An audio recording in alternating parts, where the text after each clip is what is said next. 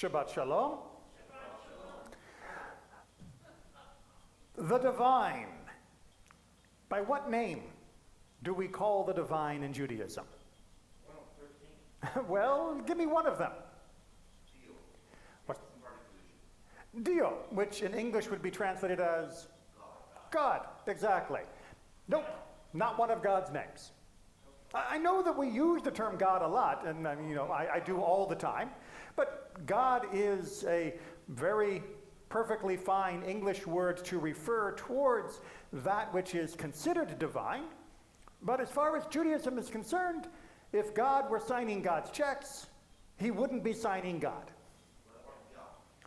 Yeah, the Yud and He, right? Yes, this is one of the official Hebrew names of God. It's not found quite so common as some of the others, but you'll all know it as being at the end of a very famous word that's made its way into English. Hallelujah. Give praise to Yah. Give praise to God. All right, so we've got one on the table. Yes?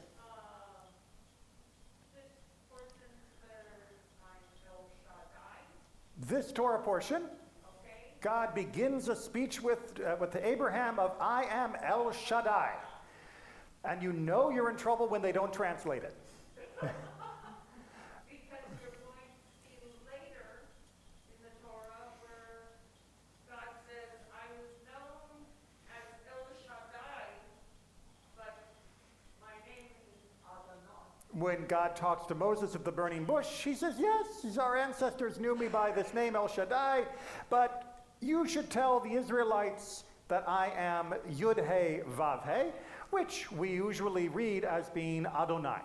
It's not the actual pronunciation, but it is the accepted verbalization of that word. We still reference El Shaddai on the mezuzah, and we have to then ask ourselves, why the different names? Why would God be referred to by El Shaddai, specifically in this week's Torah portion of Lech Lecha?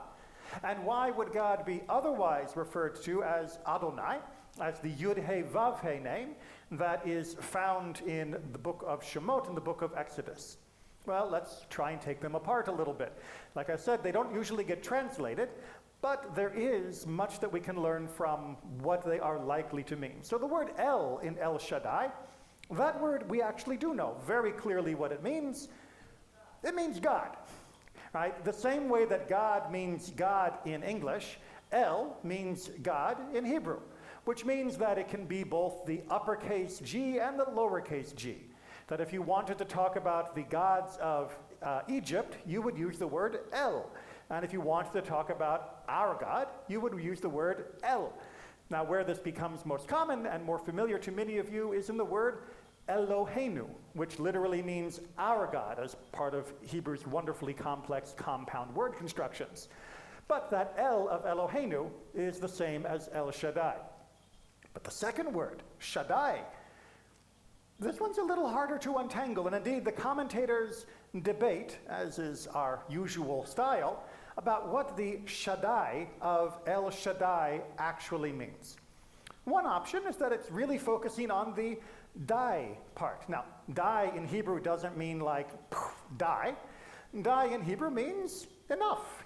You all know this word, but you know it better in the compound form. Dai, dai, yenu, dai, dai, it would have been enough, it would have been enough, it would have been enough, dai.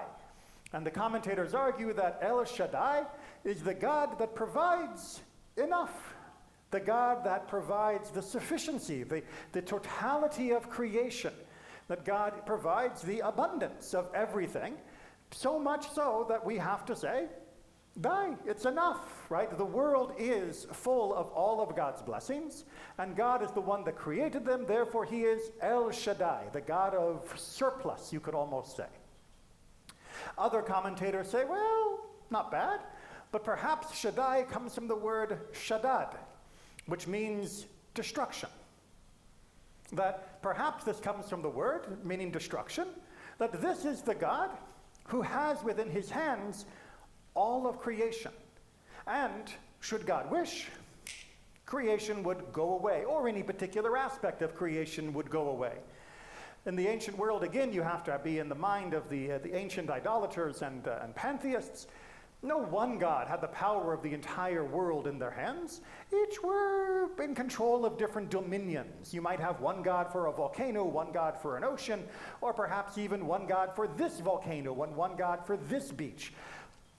To say El Shaddai, that God is the God that has the entirety of creation within his control and power, well, that is pretty almighty, which is one of the other translations in English that we will sometimes see. El Shaddai often gets translated in this vein as being God Almighty. Let's take a look at the other word, though. We talked about Adonai, Yud-He and Vav-He.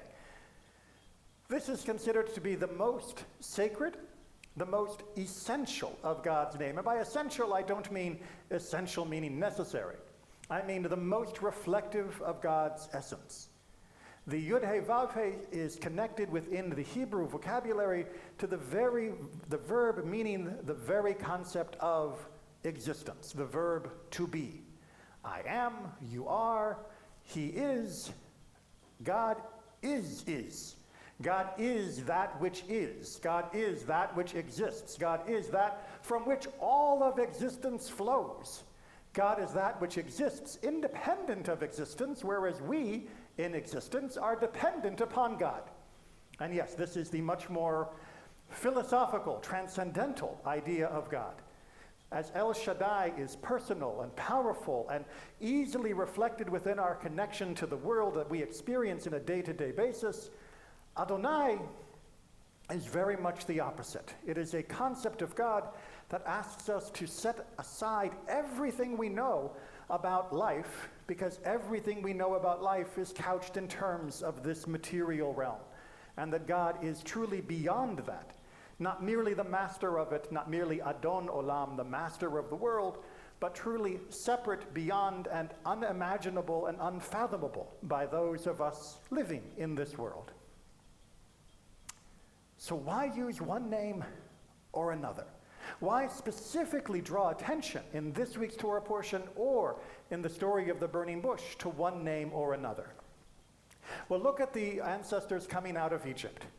They had been soaking in what was considered in the ancient world to be the jacuzzi of idolatry. They had been there for centuries, and they had absorbed through their body, their soul, their spirit, the ideas of idolatry.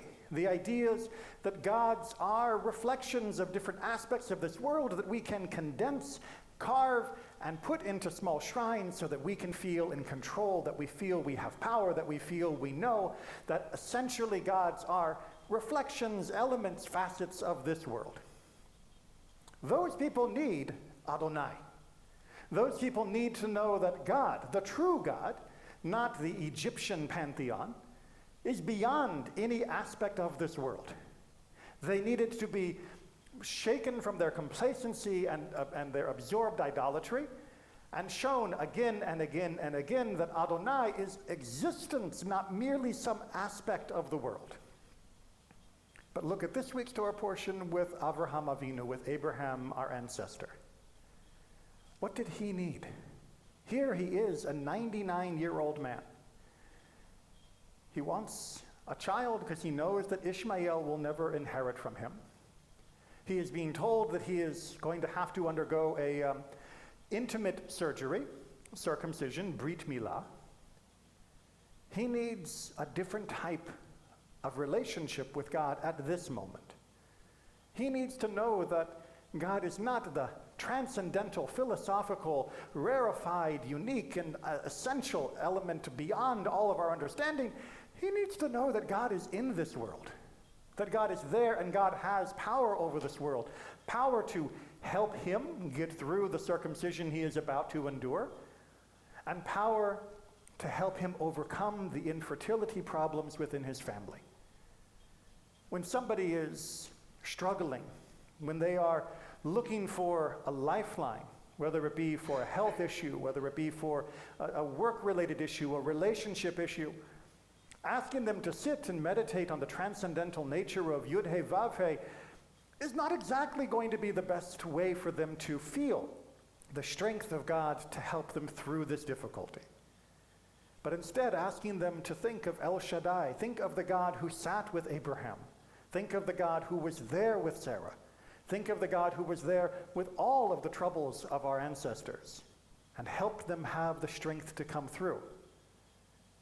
That is an easier connection for people to make. It doesn't change God. God is still Yud-He Vav-He. God is still El Shaddai, which regardless of which way we are focused and which path and avenue we are using to reach out at this moment. But recognizing that God recognizes that we need to use different names sometimes, while still remembering the rest, this is one of the blessings that God has given us. God is always God, but we change. And as we change, we need to know that God is with us in each of those moments of change. Whether it be El Shaddai, whether it be Adonai, or any of the other names of God. God is always there.